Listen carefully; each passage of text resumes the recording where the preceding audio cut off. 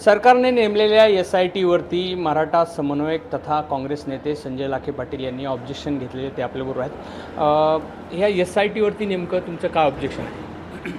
या SIT संदर्भामध्ये राज्य सरकारनं 11 मार्च रोजी जो शासन आदेश निर्गमित केला आहे त्यामध्ये विधानसभेमध्ये झालेली चर्चा असा रेफरन्स टाकून नेमका या कमिटीकडून त्यांना काय अभिप्रेत आहे, या कमिटीची कार्यकक्षा काय आणि आरक्षणासंदर्भात मंडल कमंडलपासून झालेले जे आंदोलन आहेत त्यातील हिंसाचाराची ही कमिटी चौकशी करणार आहे का, असा कुठलाही अर्थबोध त्यातून होत नाही। तर सुटसुटीत पद्धतीनं सरकारनं त्या ठिकाणी शासन आदेश काढला पाहिजे, कुठल्या घटनेची यांना चौकशी करायची आणि कुठल्या घटनेचे रिफर्गेशन समाजामध्ये काय उद्भवलेत आणि कमिटीकडून काय अपेक्षित आहे या संदर्भात शासनानं सुस्पष्ट सूचना दिलेल्या पाहिजेत। या शासन आदेशातून तसा काही बोध होत नाही। बरं, तुम्ही काय अध्यक्षांबद्दल सुद्धा हे केलेलं ऑब्जेक्शन घेतलेलं? या कमिटीचे जे अध्यक्ष आहेत संदीप कर्णिक हे जालन्यामध्ये यापूर्वी जिल्हा पोलीस अधीक्षक होते। त्या काळातही त्यांची कारकीर्द अत्यंत वादग्रस्त राहिली होती। मावळमध्ये त्यांनी गोळीबार केल्यानंतर सातत्यानं त्यांना साईड पोस्ट देण्यात आलेल्या होत्या। त्या कमिटीने त्यांच्यावर ठपका ठेवला होता। आज नाशिक सारख्या मोठ्या शहराची जबाबदारी त्यांना पहिल्यांदाच दिलेली असताना ही चौकशी त्यांच्याकडेच का? गृहमंत्र्याचे ते खास आहेत आणि गृहमंत्र्याला यांच्या चौकशीतून काहीतरी वधवून घ्यायचंय म्हणून त्यांची नेमणूक आहे का? राज्यामध्ये कृष्णप्रकाश यांच्यासारखे अनेक निष्प्रळ अधिकारी आहेत, ज्येष्ठ अधिकारी आहेत, त्यांच्यामार्फत ही चौकशी का नाही, अशा पद्धतीचे आमचा या ठिकाणी प्रश्न आहे।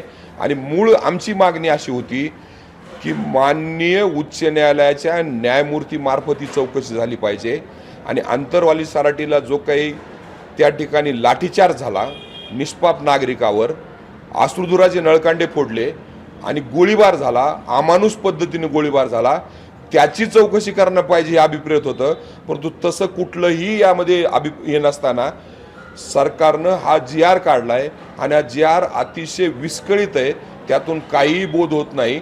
नेमकं हे चौकशी कुणाची करणार आहेत, कुठल्या कालखंडाची करणार आहेत, केवळ मराठा आंदोलनाचीच करणार आहेत का वेगवेगळ्या पद्धतीने झालेल्या आंदोलनाची त्यामध्ये झालेल्या घटनाची करणार आहेत, हे या ठिकाणी काही निष्पन्न होत नाही। म्हणून त्यासाठी राज्य सरकारनं ते सांगितलं पाहिजे आणि संदीप कर्णिकच का, दुसरे राज्यामध्ये अधिकारी नाहीत का, या संदर्भातही राज्य सरकारनं खुलासा केला पाहिजे। कारण संदीप कर्णिक ह्या चौकशीसाठी योग्य आहेत असं आम्हाला वाटत नाही। बरं, मग ह्याचं काय तुमचं आता ऑब्जेक्शन नेमकं काय आणि ते कसं नोंदवणार आहे? तरी या संदर्भामध्ये ऑब्जेक्शन असं आहे की राज्य सरकारकडे तर आम्ही ऑब्जेक्शन नोंदवलंच आहे। मानवी हक्क आयोग आणि लोकपालाकडे आम्ही यापूर्वी सुद्धा तक्रारी दाखल केल्यात की आंतरवाली सराटीच्या घटनेची या ठिकाणी वेगळी आणि निष्पक्ष चौकशी झाली पाहिजे। आता या मागणीनंतर आज आम्ही संदीप कर्णिकची कमिटी आणि त्याचा जो शासन आदेश काढलेला आहे, हा शासन आदेशासंदर्भात राज्य सरकारला ईमेल पाठवलेत। त्यानंतर राज्य सरकारनं संदीप कर्णिक यांनाच पाठवलं की 1 दिवसाचं लाक्षणिक उपोषण आम्ही या ठिकाणी करणार आहोत आणि राज्य सरकार एका विशिष्ट हेतूनं एका समाजाला किंवा समाजासाठी आंदोलन करणाऱ्या एखाद्या नेत्याला फ्रेम करण्यासाठी ही कमिटी या ठिकाणी नेमते का, या संदर्भामध्ये संभ्रम आहे आणि त्याचा खुलासा राज्य सरकारनं केला पाहिजे। आणि राज्य सरकारची भूमिका ही सगळ्या समाजाच्या हिताची असली पाहिजे। राज्य सरकारातील एखाद्या व्यक्तीला म्हणजे या प्रकरणामध्ये गृहमंत्री कुणाचा बदला घ्यायचा आहे त्यासाठी ही कमिटी काय याचा खुलासा राज्य सरकारने केला पाहिजे।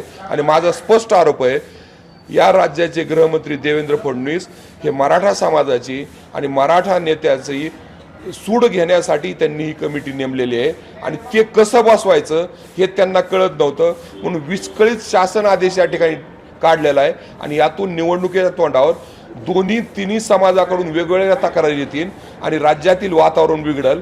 म्हणून माझी माननीय मुख्यमंत्र्याला विनंती आहे की राज्यातील वातावरण आपण बिघडू नका आणि OBC आणि मराठा हा वाद संपत असताना अशी कमिटी नेमून तिला काम देऊन राज्यातील दोन्ही समाजामध्ये भांडणं लावायचं काम या राज्य सरकारनं करू नये मताच्या बिगमीसाठी, ही माझी विनंती आहे। आपण समाजासाठी मोठी भूमिका घ्या, हे माननीय एकनाथराव शिंदे यांना माझं आव्हान आहे।